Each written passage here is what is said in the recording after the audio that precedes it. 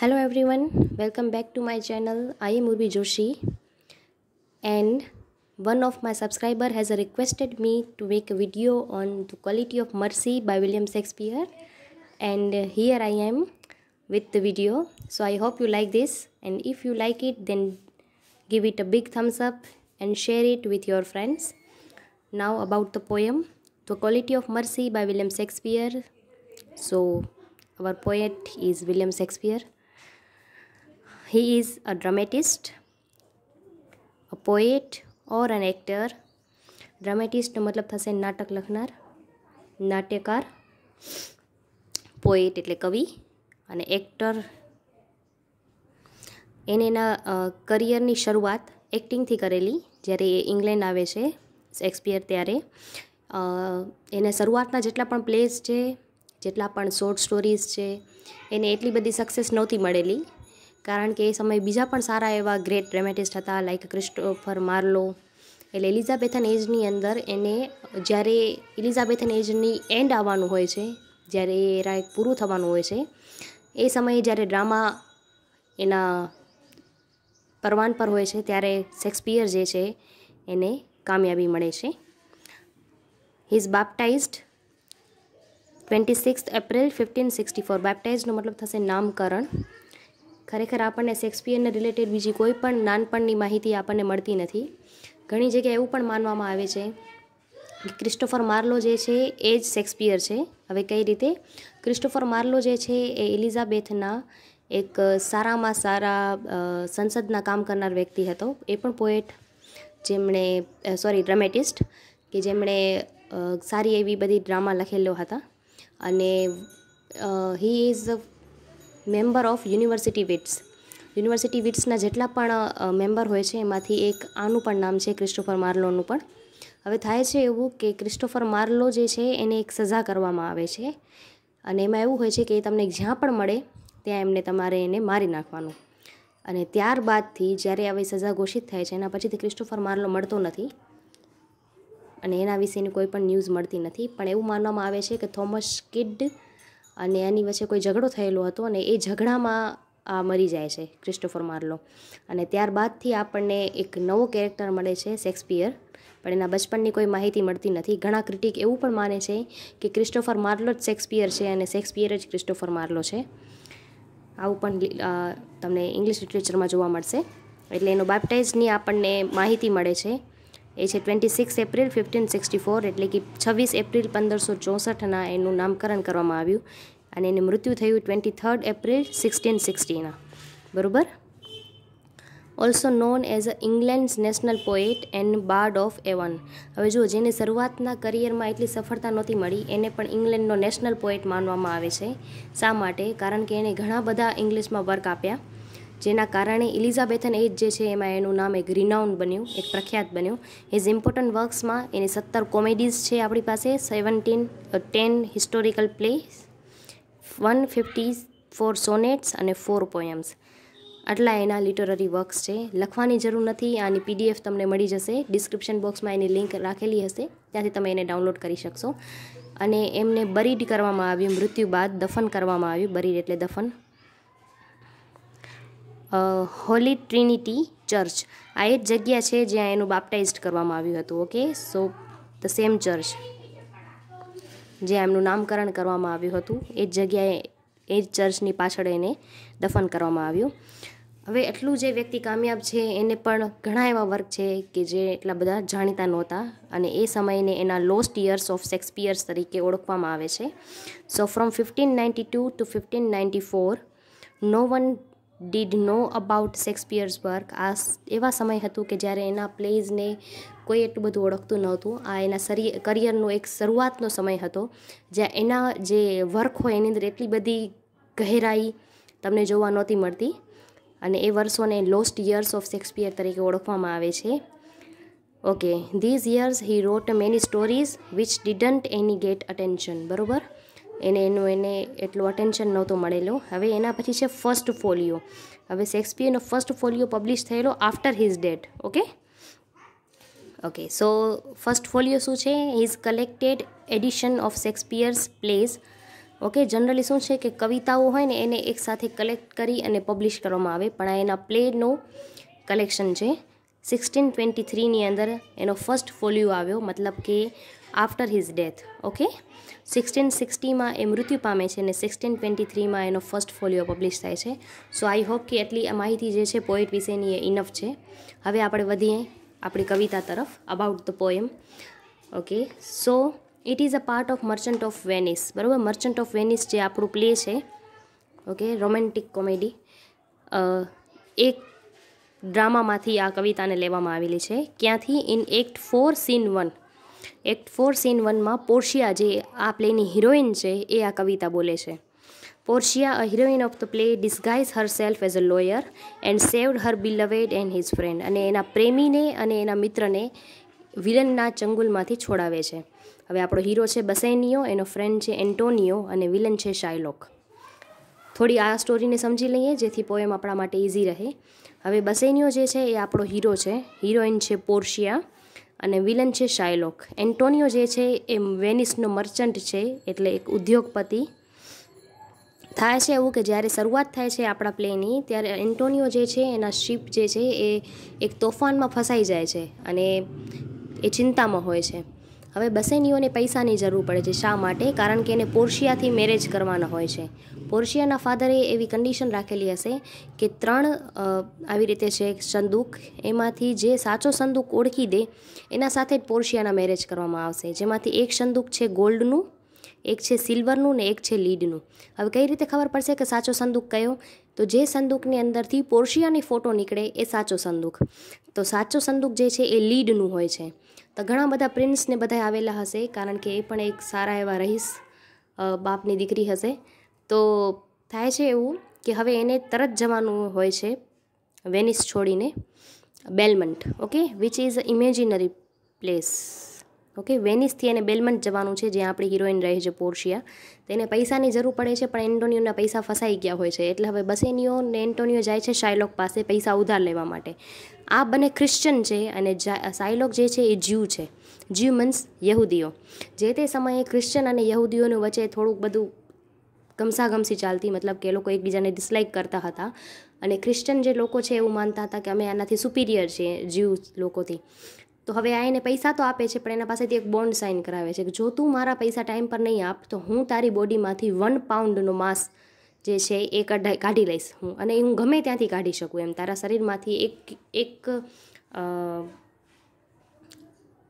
એક પાઉન્ડનો માંસ, એટલે કે એક વજન છે પાઉન્ડ અહીં જે આપેલું છે એ હું લઈ લઈશ. ઓકે, હવે થાય છે એવું કે એન્ટોનિયો અને બસેનિયોની બધી વસ્તુઓ જ્યારે કમ્પ્લીટ થઈ જાય છે, મતલબ એ બેલમન્ટમાં પહોંચી જાય છે, પોર્શિયાને જીતી લે છે અને પછી એની મેરેજ સેરેમની ચાલુ થવાની હોય છે. એનાથી પહેલાં એ પાછા આવે છે શાયલોક પાસે એના પૈસાને પાછા આપવા માટે. પણ ત્યારે શાયલોક એને કહી દે છે કે તમે તમારી જે કન્ડિશન હતી એના પર ઊભા નથી રહ્યા, તો હવે હું તમારા પાસેથી હવે હું ગમે એમ કરીને એન્ટોનિયોની બોડીમાંથી 1 પાઉન્ડ માંસ લઈશ જ.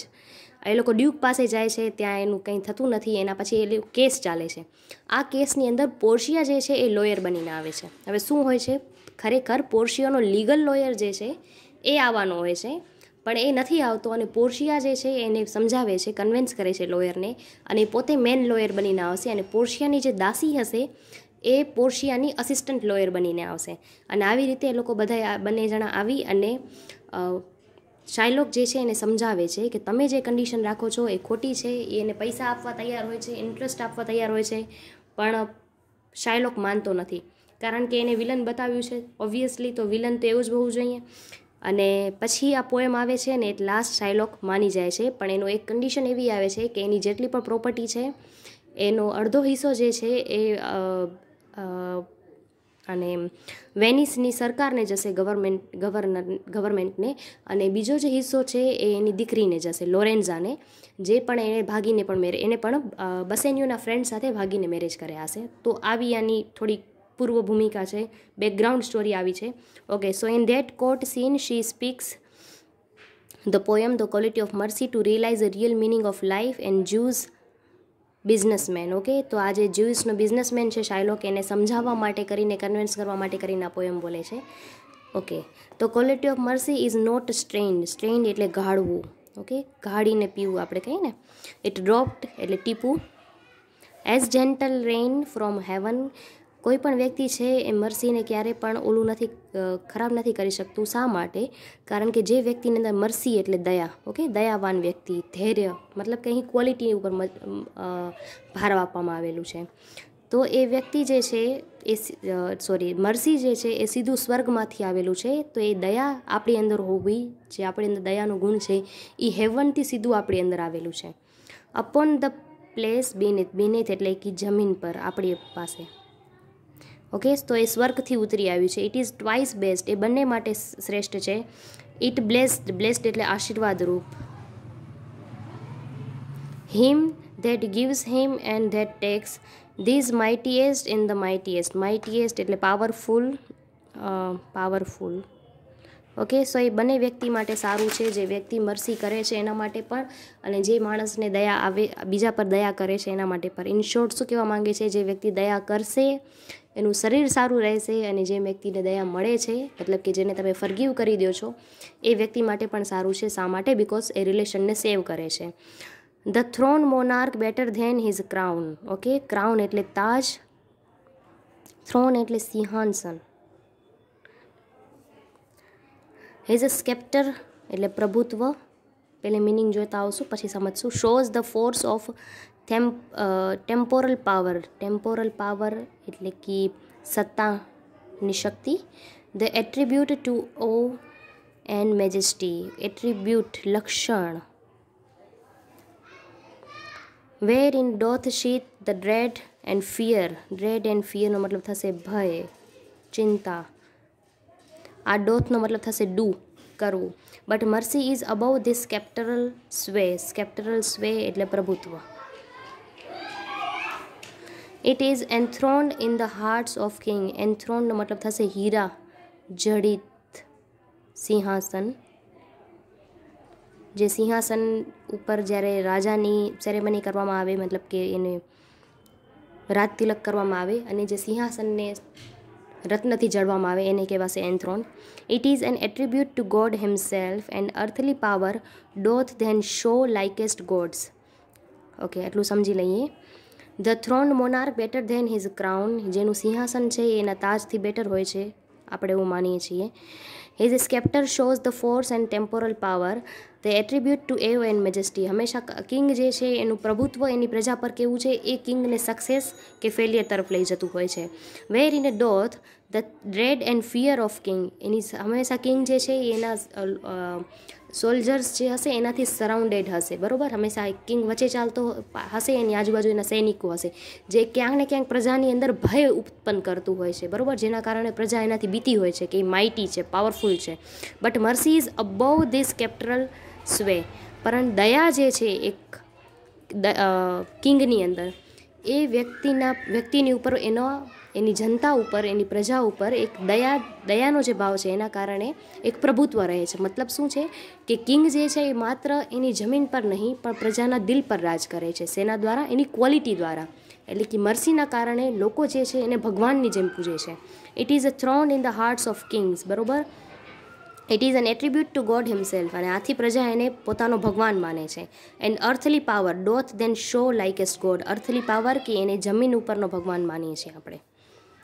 Van mercy season justice therefore Jew, અને મર્સીની સિઝન જે છે એ હંમેશા જસ્ટિસ, અને આ બંનેને જો તમે મિંગલ કરી દો, બંનેને જોડી દો, ધેર ફોર જીવ એટલે શાયલોક માટે આ યુઝ કરેલું છે word. Though justice be thy plea consider this, એટલે જસ્ટિસ જે છે એ લાઈફમાં જરૂરી છે, એટલે આને તું ધ્યાન રાખ, આ વસ્તુને સમજ.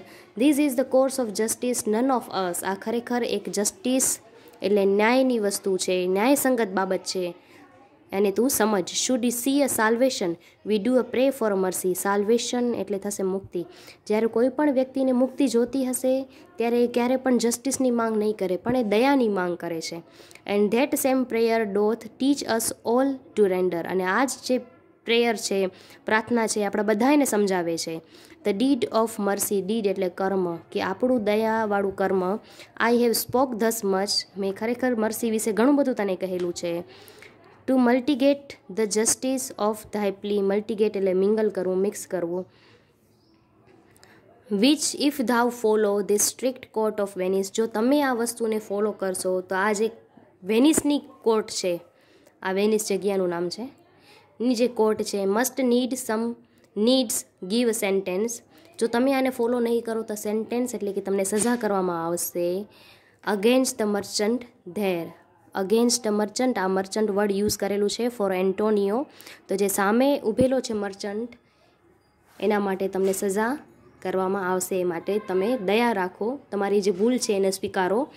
આ બોલે છે પોર્શિયા ઇન એક્ટ 4 સીન 1. તો આઈ હોપ તમને સમજાણી હશે. હવે આપણે આની નોટ રીડ કરી લઈએ. In this poem he gives his thought about mercy. આ હી વર્ડ મેં શેક્સપિયર માટે યુઝ કરેલું છે.